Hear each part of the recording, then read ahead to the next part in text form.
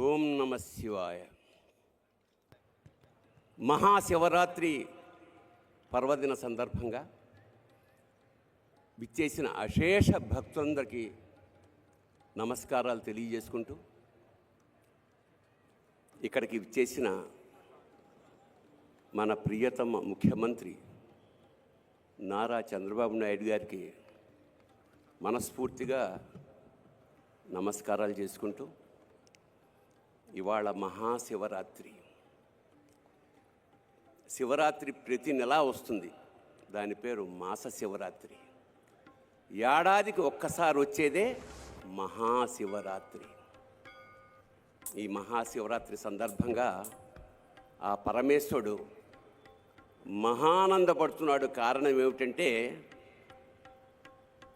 శివుడు ఇవాళ చంద్రబాబు గారిని ధరించి చంద్రశేఖరుడయ్యాడు. శిఖ మీద ధరించాడు కాబట్టి చంద్రశేఖరుడు. అలాంటి ఇవాళ తెలుగు జాతంతా గర్వపడేలాగా భవిష్యత్ నిర్దేశనం చేస్తున్న ఆ మంత్రి మండలందరికీ చాలా ఆనందంగాను గర్వంగాను నమస్కారం చేసుకుంటూ, సామాన్య స్థాయి నుంచి ఇవాళ అంచెలంచెలుగా ఎదుగుతూ ఒక మహావటవృక్షంలా తయారైన వంశీకృష్ణ గారికి నిజంగా అభినందనలు తెలియజేస్తూ, ఇవాళ ఇంత మహాసభని ఏర్పాటు చేయగలిగారు. అలాగే మహా టీవీ ఇవాళ మహాభక్తి టీవీగా కూడా ఇవాళ నుంచి ఆరంభమైంది. ఇంకా భక్తి ఎల్లడల యావత్ ఆంధ్రదేశం 2 రాష్ట్రాలకి వెదజల్లుతుందని మనస్ఫూర్తిగా నమ్ముకుంటూ, భక్తి అంటే విభక్తము కానిది భక్తి, అచంచలమైన ఏకారాధన మాట.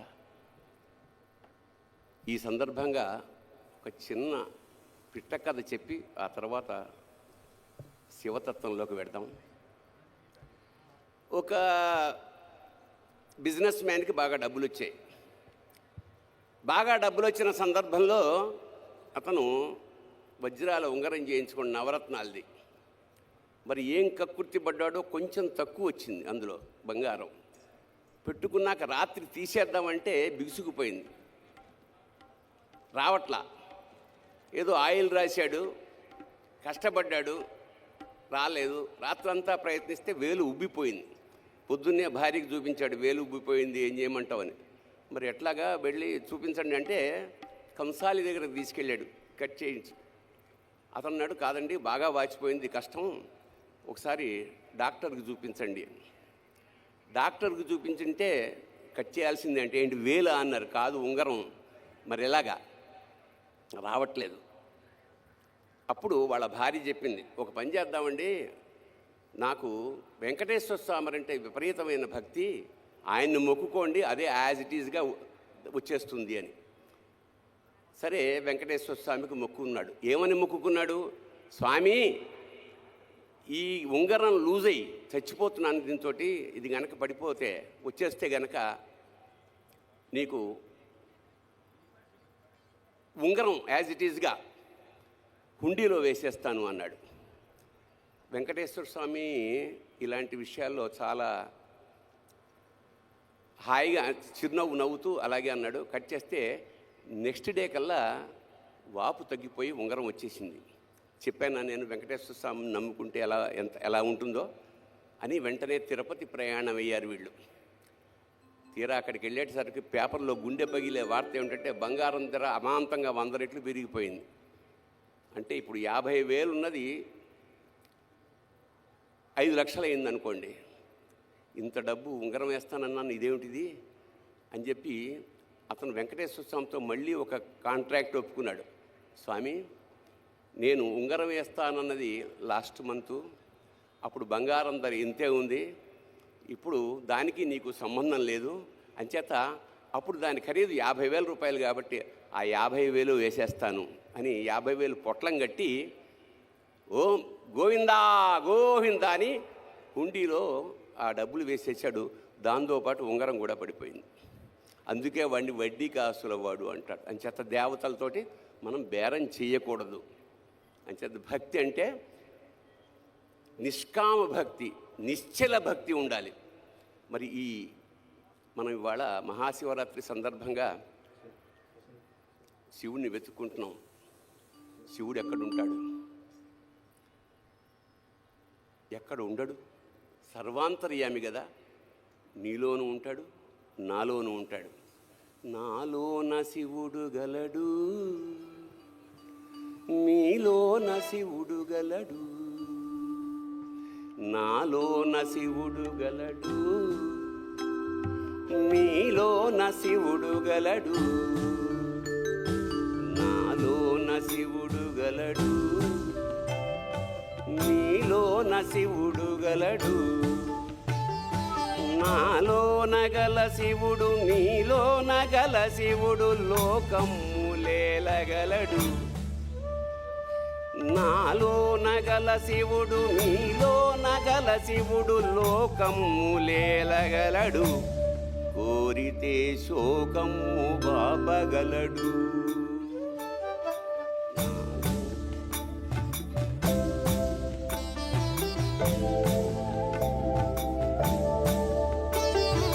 నాలోన శివుడు గలడు,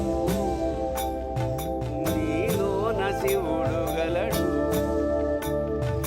నాలోన గల శివుడు, నీలోన గల శివుడు గంగ పైకెత్తగలడు. నాలోన గల శివుడు, నీలోన గల శివుడు గంగ పైకెత్తగలడు. పాపులను తుంగలో తొక్కగలడు.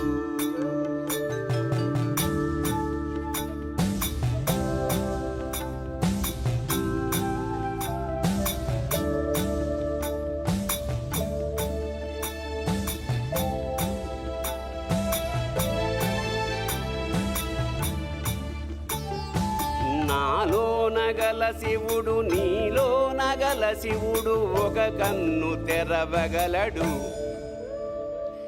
నాలోన గల శివుడు, నీలోన గల శివుడు ఒక కన్ను తెరవగలడు. వద్దంటే రెంటిని మూయగలడు.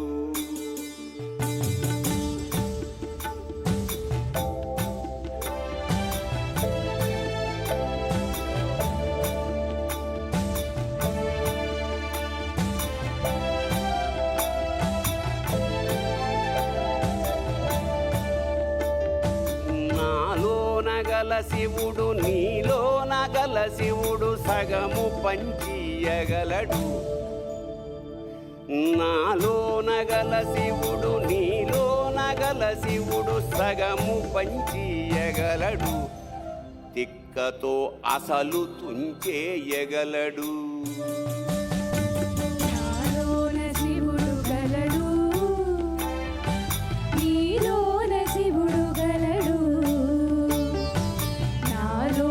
శివుడు గలడు, నీలోన శివుడు గలడు.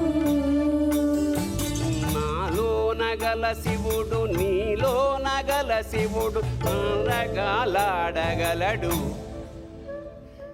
నాలోన గల శివుడు, నీలోన గల శివుడు నాటకాలాడగలడు. తెరదించి మూట కట్టేయగలడు.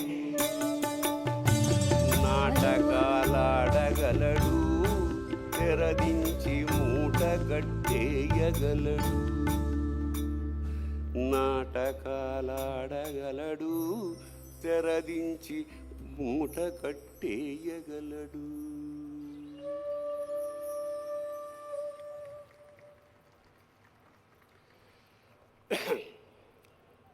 శివుడికి విష్ణువుకి భేదం లేదు.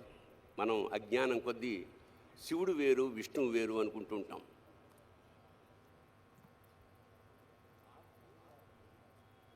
శివుడు నిరంతరం ధ్యానం చేసేది విష్ణువుని.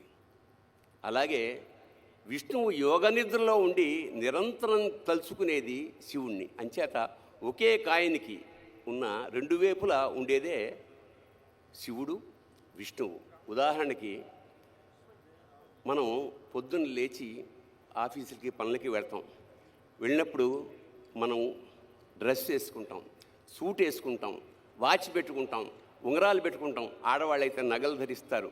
అలంకరణ అంతే. అలంకరణ ప్రియో విష్ణు, అభిషేక ప్రియో శివ. అలంకరణలో ఉండే విశేషం ఏమిటంటే విష్ణు తత్వం. దాంతో ఆఫీస్కి వెళ్తాం, పనులు చేసుకుంటాం. అదంతా అయిపోయిన తర్వాత సాయంత్రం వచ్చిన తర్వాత మగవాళ్ళు అయితే వెంటనే చొక్కాలు ఇక్కలన్నీ తీసేసి లుంగిలోకి మారుతారు, ఆడవాళ్ళు నైటీలోకి మారుతారు. అంటే శివతత్వం ఎంటర్ అయిందనమాట. ఇక్కడి నుంచి రీఛార్జింగ్ ది బ్యాటరీ, అంటే రిలాక్స్ అవుతాం, పడుకుంటాం, పొద్దున్న కల్లా ఎనర్జైజ్ అవుతాం, మళ్ళీ విష్ణుతత్వంలోకి ఎంటర్ అవుతాం. సో పగలల్లా మనకి శక్తినిచ్చేది విష్ణుతత్వం అయితే, మనలో బ్యాటరీ ఛార్జ్ చేసేది శివతత్వం. ఇది తెలుసుకోలేక మనం నిరంతరం జీవితాంతం నేను శివతత్వంలోనే ఉంటాను, పడుకుంటా అంటే పెళ్ళాం గెంటేస్తుంది. అలాగే నిరంతరం విష్ణుతత్వంలో ఉండడం అసాధ్యం. అంచేత శివ విష్ణువులు ఒక్కరే. అందుకని ఎంత మోసగాడివయ్యా శివ, నువ్వు ఎంత వేషగాడివయ్యా శివ, ఎంత మోసగాడివయ్యా శివ, నువ్వు ఎంత వేషగాడివయ్యా శివ,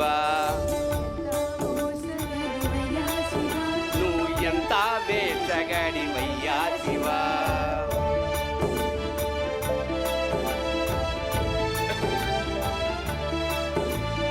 బయటికేమో లింగ రూపమయ్యా శివా,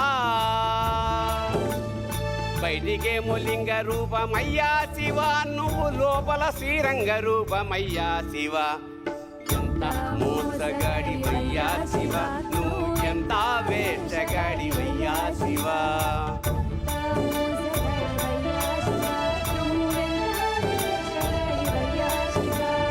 పైన మూడు నామాలేనయ్యా శివా, పైన మూడు నామాలేనయ్యా శివ, నీకు లోన 1000 నామాలంటయ్యా శివ. ఎంత మోసగాడివయ్యా శివ, నువ్వు ఎంత వేషగాడివయ్యా శివ.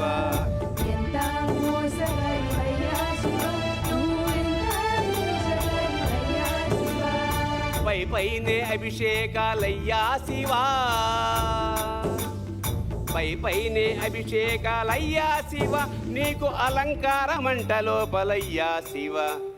ఎంత మోసగాడివయ్యా శివ, నువ్వు ఎంత వేషగాడివయ్యా శివ.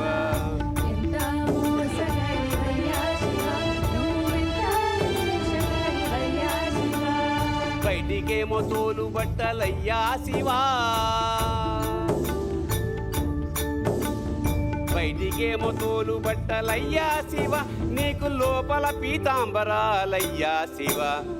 ఎంత మోసగాడివయ్యా శివ, నువ్వు ఎంత వేషగాడివయ్యా శివ.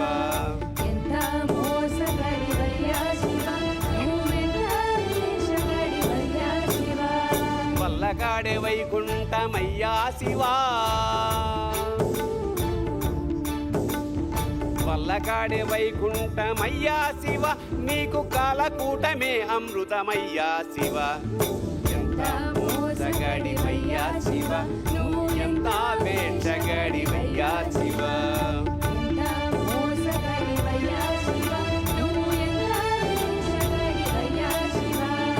కడదేర్చేవాడవివే అయ్యా శివా, కడదేర్చేవాడవివే అయ్యా శివ, మమ్ము కాపాడేవాడవివే అయ్యా శివ. ఎంత మోసగాడివయ్యా శివ, నువ్వు ఎంత వేషగాడివయ్యా శివ, ఎంత మోసగాడివయ్యా శివ, నువ్వు ఎంత వేషగాడివయ్యా శివ. ఎంత పిచ్చివాడివయ్యా శివ, ఎంత పిచ్చివాడివయ్యా శివ, నువ్వు ఎంత మంచి ఎంత మంచి ఎంతెంత మంచివాడి వయ్యా శివా.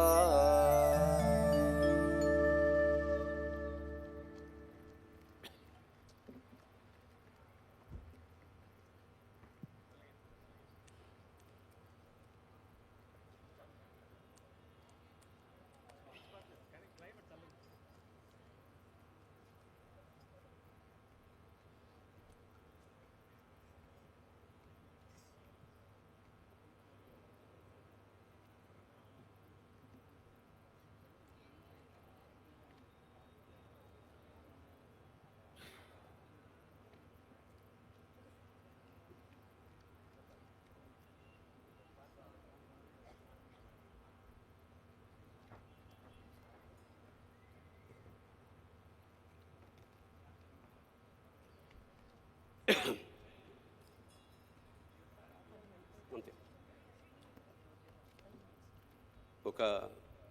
ఒకసారి నేను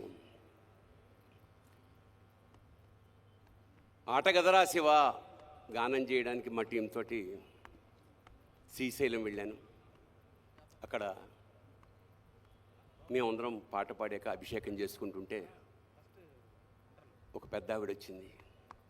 తెల్లటి విభూది, తెల్లటి జుట్టు, వయసు ఒక 70 ఏళ్ళు ఉంటుంది. ఆవిడ అభిషేకం చేస్తూ ఈ జన్మకి ఇంతేరా మల్లన్న అంది. అంటూ ఆవిడ కన్నీటి బొట్టుని శివలింగం మీద జారవిడిచింది. అంటే ఒక విధమైన ఉద్వేగంతో స్టన్ అయిపోయాను నేను. ఎన్ని క్షీరాభిషేకాలు చేస్తే ఇంత పుణ్యం దక్కుతుంది? కన్నీళ్లతో స్వామిని అభిషేకించి ఈ జన్మకి ఇంతేరా మల్లన్న అంది. మల్లికార్జున స్వామిని మల్లన్న అని చాలా ప్రేమగా పిలుచుకుంటారు. ఈ జన్మకి ఇంతేరా అంటే శ్రీశైల శిఖరం దృష్ట్యా పునర్జన్మ నవిద్యతే. ఒకసారి శ్రీశైల శిఖరం కనుక వస్తే ఇక జన్మరాహిత్యం అనేది మన వాళ్ళు చెప్తూ ఉంటారు. అలాంటిది ఈవిడ ఈ జన్మకి ఇంతే అంటుంది. చాలంటోంది ఏమిటి అంటే ఇదే లాస్ట్ టైమా లేదా ఇదే ఫస్ట్ టైమా నాకు అర్థం కాలేదు. అప్పుడు నాలో ప్రయత్నంగా ఈ జన్మకి ఇంతేరా మల్లన్న అన్న వాక్యం రాత్రంతా తిరుగుతోంది. అప్పుడు పుట్టిన పాట ఈ జన్మకి ఇంతేరా మల్లనా, ఈ జన్మకి ఇంతేరా మల్లనా, ఇంకో జన్మ నాకీ మల్లనా, ఈ జన్మకి ఇంతేరా మల్లనా, ఇంకో జన్మ నాకీ మల్లనా.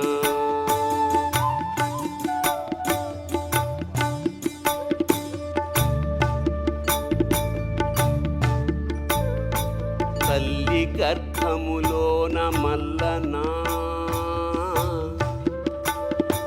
తల్లి గర్భములోన మల్లనా, నా గుండె సప్పుడు నీవే మల్లనా, ఊపిరి తీసిన మల్లనా, నా ఊపిరి పోసిన మల్లనా, ఈ జన్మకింతేర మల్లనా, ఇంకో జన్మ నాకీ మల్లనా.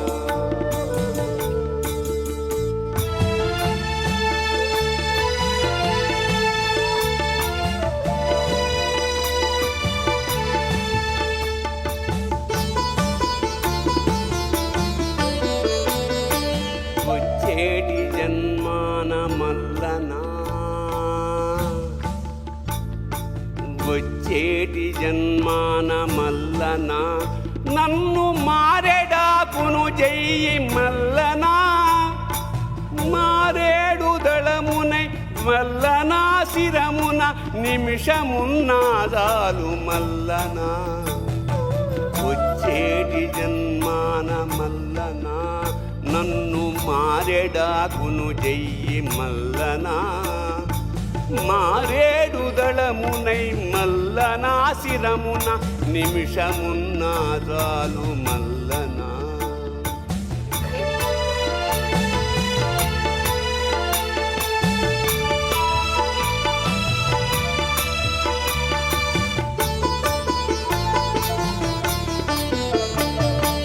కొండంత ఎదిగాను మల్లనా,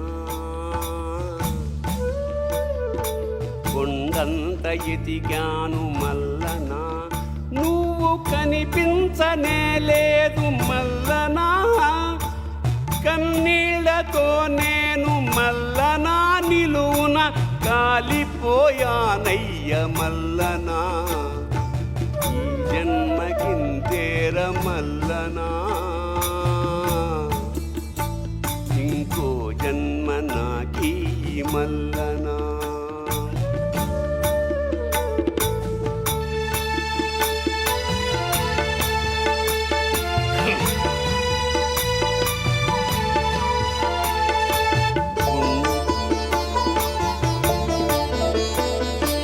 గుండెలో ఉన్నావ మల్లనా,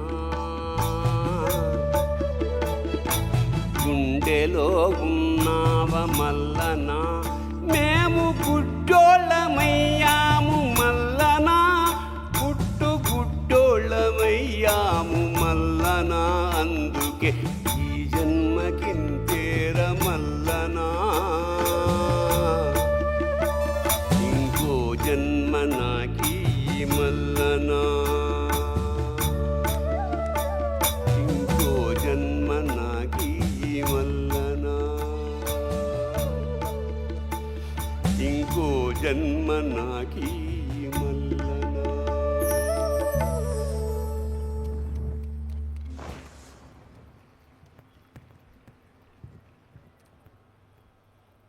ఎలా ఉందండి? అద్భుతం కదా.